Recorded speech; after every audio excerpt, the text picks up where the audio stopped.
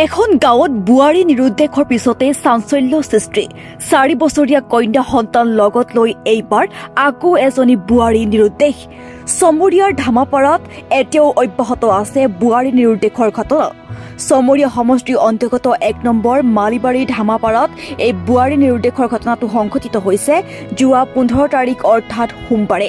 ৰাতিপুৱা আনুমানিক 8 বজাত স্বামীয়ে কৰ্মসূত্ৰে গুৱাহাটীত হাজিৰা কাম কৰাৰ বাবে পত্নীয়ে গুৱাহাটীলৈ যাওঁ বুলি ৰাওনা দিছিল যদিও আজি 3 দিন হ'ল বুৱাৰীজনী গৈ নাপালে এতিয়ালৈকে স্বামীৰ গন্তব্যস্থান সেয়েহে বুৱাৰীজনী ঘৰৰ মানুহে ইতিমধ্যে ঘটনাটোৰ বিষয়ে মন্দিৰ আৰক্ষী চকীত অৱগত কৰাইছে যদিও এতিয়ালৈকে কোনো খা খবৰ ওলোৱা নাই বুৱাৰীগৰাকীৰ নাম হৈছে আস্মিতা খাতুন আৰু স্বামীৰ নাম হৈছে ফৰিজুল ইছলাম সেয়েহে যদি কোনোবা হৃদয়বান ব্যক্তিয়ে বুৱাৰীজনী দেখা পায় তেনেহলে স্ক্ৰীনত দিয়া ফোন নম্বৰত যোগাযোগ কৰিবলৈ পৰিয়ালৰ লোকে আহ্বান জনাইছে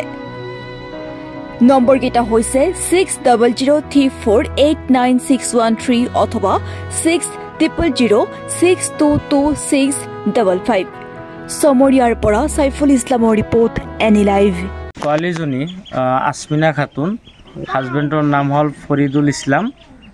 ভিলেজ হল 1 নম্বৰ মালিবেৰী পথাৰ পোষ্ট অফিস মালিবেৰী পথাৰ বজাৰ জিলা কামৰূপ অসম থানা বকো যোৱা 15 তাৰিখ অনুমানিক ৰাতিপুৱা 8:30 মান বজাত ঘৰৰ পৰা কৰ্মসূত্ৰে তেওঁ গুৱাহাটীত যাব বুলি হাজবেণ্ডে গুৱাহাটীত থাকে আদাবাৰীত দিন মজুৰি হিচাপত কাম কৰি খায় কিন্তু সেই সূত্ৰে ঘৰত তাৰ মাকক কৈ কেনে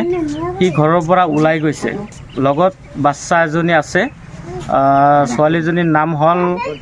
ফৰিদা খাতুন তে ইয়াৰ পৰা নাৱেদি মুছলিম চাৰিআলিত গৈছে তাৰ পিছত গাড়ীত উঠি সি গুৱাহাটীত যাব কিন্তু গোটেই দিন যোৱাৰ পিছত যেতিয়া তাৰে পৰা ফোন নাহিলে তে ইহঁতে আচৰিত হৈ গৈছে যোৱাৰ পিছত আগে পিছে এনেকৈ কল কৰিছে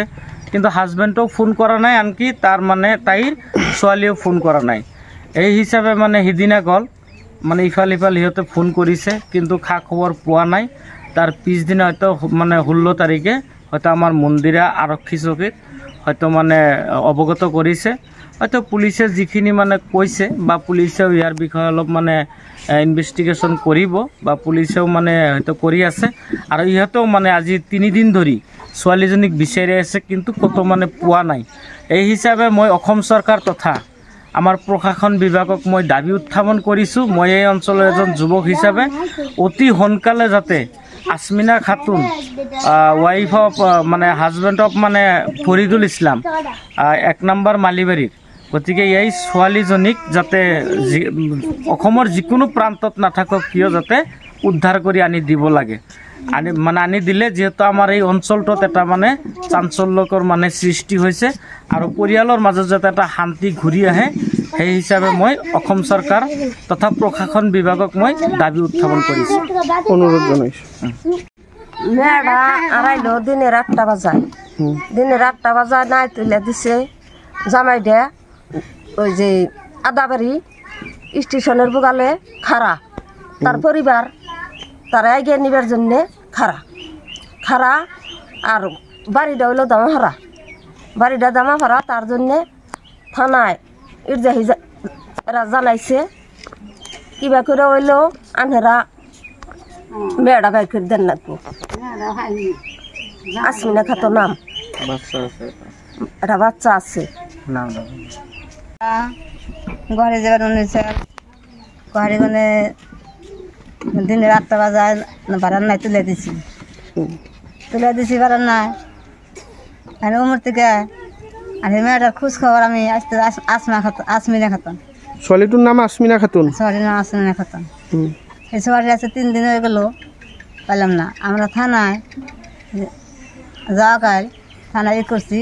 তাও তারাও খোঁজ খবর করছে আমরাও খোঁজ খবর করতেছি তাও এত মেয়েটা এখন ধরে না আপনারা 10 জনে খোঁজ খবর করে আমার ছোৱালী যাবাৰ কৰে খবৰ এনি লাইভ 24/7 আৰু এনি লাইভ ডিজিটেল যিকোনো খবৰৰ বাবে যোগাযোগ কৰক 9387734920 আমাৰ এই নম্বৰত।